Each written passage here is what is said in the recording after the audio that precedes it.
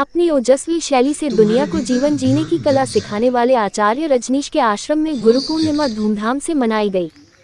गुरु शिष्य परंपरा का पर्व गुरु पूर्णिमा मनाने दूर दूर से ओशो के अनुयायी ओशो की साधना स्थली जबलपुर में जमा हुए, जहां शिष्यों ने अल सुबह प्रभात फेरी निकाली और फिर ध्यान में लीन होकर अपने गुरु को याद किया। इस दौरान ओशो भक्त पेड़ के नीचे बैठकर साथियों के साथ ओशो के दिए हुए संदेशों का अनुसरण करता दिखे। उसके बाद ओशो के शिष्य एक साथ मिलकर गुरु की भक्ति में लीन होकर झूमकर नाचे। गुरु पूर्णिमा के अवसर पर दिन भर होने वाले कार्यक्रमों में ओशो का डायनामिक ध्यान सबसे महत्वपूर्ण माना जाता है, जिसमें हर शिष्य शामिल होकर अपने गुरु से संवाद कायम करने की कोशिश करता है। इसके अलावा गुरु पूर्णिमा पर होने वाली संन्यास दीक्षा का भी आयोजन किया गया, जिसका आयोजन साल में एक बार सिर्फ गुरु पूर्णिमा पर किया जाता है, जिसमें लोग दुनिया का मोह छोड़ संन्यास लेते हैं। ओशो के भक्तों का मानना है कि आज भी ओशो उनके साथ है, क्योंकि गुरु ही अपने शिष्य की पहचान कर उसे अपना बना लेता है और उसमें ज्ञान का दिया जलाता है। इसलिए आज के दिन गुरु का सम्मान किया जाता है और आशीर्वाद देने के लिए उनके प्रति आभार प्रकट किया जाता है। वहीं ओशो के अनुयायी स्वामी निर्दोष ने ओशो रजनीश की सोशल मीडिया से दूरी पर कहा कि जिस तरह से सूरज को किसी की जरूरत नहीं होती है, वैसे ही ओशो को भी आज सोशल मीडिया की जरूरत नहीं है, क्योंकि सच्चा गुरु वही होता है जो अपने शिष्य को सच से परिचय करवाता है। खुद की पहचान खुद से करवा दे वही गुरु होता है। देखिए हमारा इंडिया न्यूज चैनल से वीरेंद्र शर्मा की यह रिपोर्ट। सूखा अब कोई चीज उसे उद्वेलित नहीं करती, लेकिन करुणा का जन्म नहीं होता, क्योंकि करुणा तो तब पैदा होती जब तुम क्रोध की वीणा को बजाना सीख जाते हो। वीणा तोड़ दी तो पैदा ना होगा, लेकिन करुणा भी पैदा ना होगी, क्योंकि करुणा उसी वीणा का संगीत है। सधे हुए हाथ उसी वीणा पर करुणा को बजाते हैं। बुद्ध महावीर निर्विचार बजाते हैं, जिसमें तुम केवल विचारों की उलझन में पड़ जाते हो। सधे हुए हाथ इसी शरीर में अशरीरी को खोज लेते हैं, जिसमें तुम केवल हड्डी मांस मज्जा पाते हो। भूल वीणा की नहीं है, इतना स्मरण रखना। चूकने दूर खड़े होकर देखते रहो, इतना भी रस मत लो कि इन्हें अलग कर। उससे भी संबंध बनता है, जिसके तुम विपक्ष में हो उससे भी संबंध बनता है। विपक्ष का सही संबंध मत बनाओ, साक्षी का इतना ही। लोगों के गुजरने तो तुम्हारा क्या लेना देना। बाहर कोयल बोल रही, कभी थोड़े दूर हट जाओ, तुम इससे भी थोड़े पीछे हट जाओ, और हटने में अड़चन नहीं है, क्योंकि तुम्हारा स्वभाव मन के पार। मेरी सहायता तुम्हें पूरी उपलब्ध है, उसमें रंच मात्र कमी नहीं। चलना तो तुम्हें ही पड़ेगा। मैं औषधि बता सकता हूं, लेकिन मेरे निदान से ही तो कुछ ना होगा। औषधि का तुम्हें उपयोग करना पड़ेगा, तो ही बीमारी कटेगी। साक्षी की बात कर रहा हूं। भूमि में अंधकार अनिवार्य पाता आकार नहीं। हर प्रदीप की पृष्ठभूमि में अंधकार अनिवार्य है। अंधकार तुम्हारा दुश्मन भी नहीं। अंधकार की मखमली चादर नहीं दिखाई पड़ते हैं तो अपनी ही जगह, कहीं चले नहीं गए, दिन में कुछ सो नहीं गए। जब अंधकार घेर लेता है तब तारे चमकाते। ऐसा कह के लड़ो मत, और जो शुभ है उसका दिया जलाओ, और तब पाप भी पुण्य की पृष्ठभूमि बन जाते, और तब संसार भी परमात्मा की खोज का उपाय हो जाता। तब शरीर भी दृष्टिकोण अनिंदा का है। तुम समझ न पाए कि इसका क्या करें। तुमने जिसे मार्ग का पत्थर समझा वो प्रतिमा भी बना, पत्थर समझा वो मार्ग की सीढ़ी भी बन सकती थी। आजकल तमाम गुरुओं के लिए सोशल मीडिया एक बड़ा प्लेटफॉर्म उभर के सामने आया है। रातों रात गुरु, जो छोटे से गुरु होते हैं वो रातों रात बड़े बन जाते हैं। कैसे देखते हैं आप इसको, पूरे सिनेरियो को? देखिए क्या है, ये आजकल धर्म में राजनीति प्रवेश कर गई है, सभी को पता है जी। और राजनीतिज्ञ क्या है, धर्म का उपयोग राजनीति के लिए कर रहे हैं। तो उसमें जिनको आप धर्म बोल रहे हैं या गुरु बोल रहे हैं, ना तो वहाँ धर्म है ना वहाँ गुरु है। वो गुरु भी धर्म के नाम पे राजनीतिज्ञों को उपयोग कर रहे हैं। दोनों परस्पर डिपेंडेंट हैं एक दूसरे के ऊपर। और आजकल मीडिया है तो ज़्यादा आसान हो गया है पब्लिसिटी पाना और वो सब करना। तो पॉलिटिशियन उनको यूज़ कर रहे हैं, वो गुरु हैं नहीं, ना वो धर्म की बात कर रहे हैं, वो मजहब की और अपने फ़ायदे की बातें कर रहे हैं। सब कहीं ना कहीं पीछे छूटते जा रहे हैं ओशो के। जितने भी आज देख रहे हैं हम सोशल मीडिया पे, ये बाबा वो बाबा, तो इन सब चीज़ों में जो सच्चाई है ओशो की वो कहीं ना कहीं पीछे छूटती जा रही है। उसको लेकर के भी समय से कदम ताल मिलाते हुए आपको भी सोशल मीडिया में आगे आना पड़ेगा। उसके लिए कोई स्ट्रेटजी तैयार है या उसके लिए क्या किस दिशा में काम कर रहे हैं? ओशो को किसी स्ट्रेटेजी की ज़रूरत नहीं है जी ना, कोई स्ट्रेटजी बना रहे हैं। जैसे सूरज है ना, उसको कोई स्ट्रेटजी नहीं बनानी पड़ती। वो जब उगता है ना तो फूल पत्ते सब उगाते हैं, चिड़िया चहचहाएं लेती हैं, फूल खिल जाते हैं। तो ओशो तो सूर्य हैं, महासूर्य हैं, और उसका प्रकाश पूरी पृथ्वी पे है। लोग उनको आजकल ज़्यादा पढ़ रहे हैं, ज़्यादा सुन रहे हैं, और ज़्यादा लोग ध्यान में उतर रहे हैं।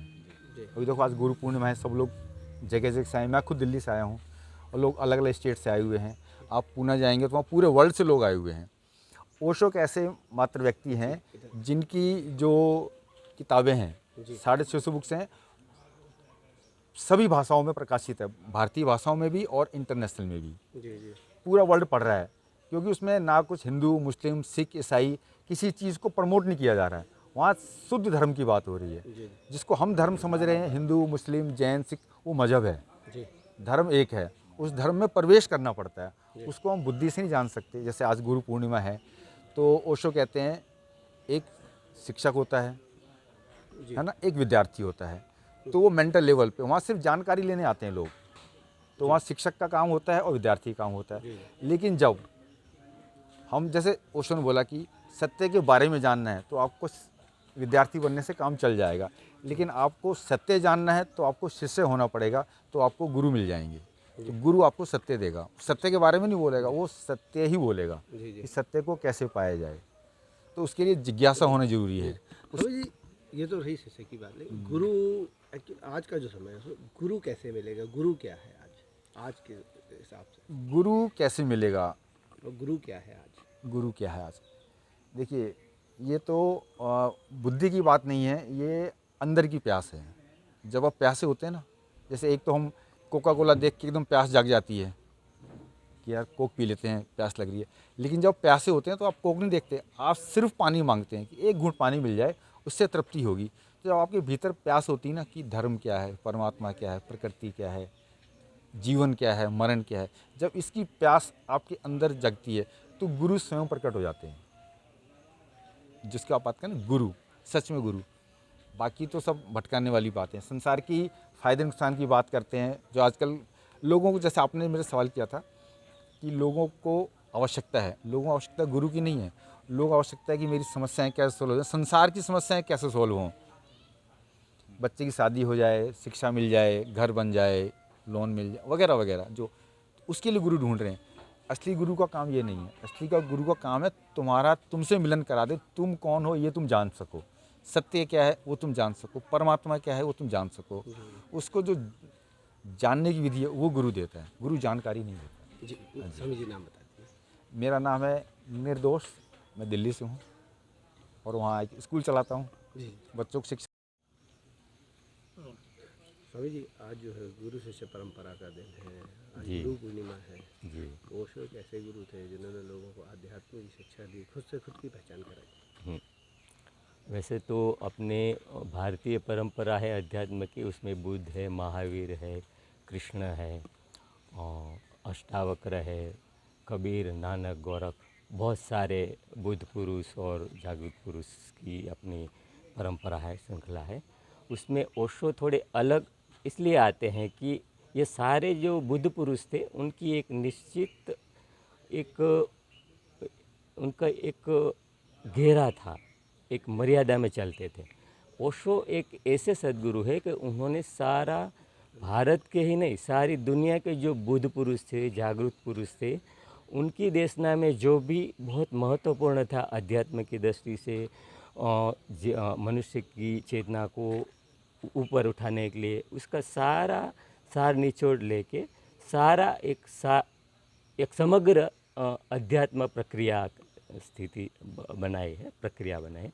तो उस तरह से ओशो है एक अलग जागृत पुरुष है। जी जी। आज तो आप लोग किस तरह से ये आज गुरु पूर्णिमा का दिन मना रहे हैं?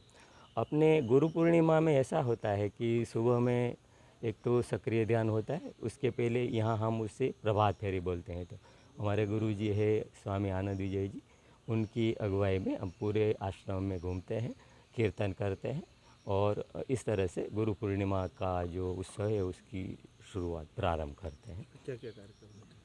अब आगे अभी तो सक्रिय ध्यान चल रहा है, उसके बाद 11:30 बजे गुरु पूर्णिमा उत्सव और गुरु पूजन होगा। तो उसमें उत्सव होगा, ओशो के महत्वपूर्ण जो गुरु शिष्य संबंध के संबंध में जो भी कोटेशन है, प्रवचन है, वो सुनाए जाएंगे और उत्सव होगा। उसके बाद दिन भर मतलब फिर तो लंच के बाद भी उत्सव की आगे चलता रहेगा। फिर आज जो संध्या सत्संग जो आमतौर पे 7 बजे होता है, वो आज 6:45 को 6:45 बजे शुरू हो जाएगा। और आज बहुत लोगों का भाव होता है, गुरु पूर्णिमा है तो संन्यास दीक्षा लेने का। तो कुछ मित्रों की इंक्वायरी आई है तो वो संन्यास दीक्षा ग्रहण करेंगे। तो संन्यास सत्संग और साथ ही साथ कुछ मित्रों को संन्यास दीक्षा ग्रहण करने का भी कार्यक्रम रहेगा। इस तरह का कार्यक्रम रहेगा। सही नाम बता दीजिए। मेरा नाम है स्वामी ध्यान विक्रम। ये ओशो अमृतधाम जो है उसकी जो व्यवस्था है वो ओशो एक ऐसे गुरु थे जो मृत्यु को महोत्सव समझते थे। आज गुरु पूर्णिमा भी है। मृत्यु महोत्सव है, वो ऐसा कहते थे, ऐसा नहीं है। मृत्यु महोत्सव है।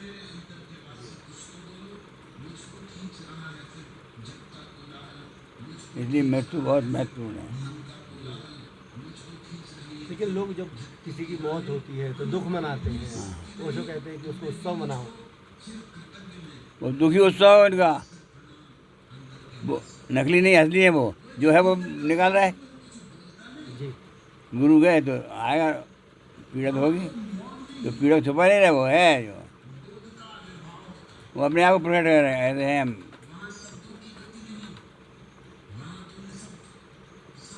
आज गुरु पूर्णिमा है, क्या संदेश देना चाहते हैं आप? चुप हो जाओ, बोलेगी फंसे।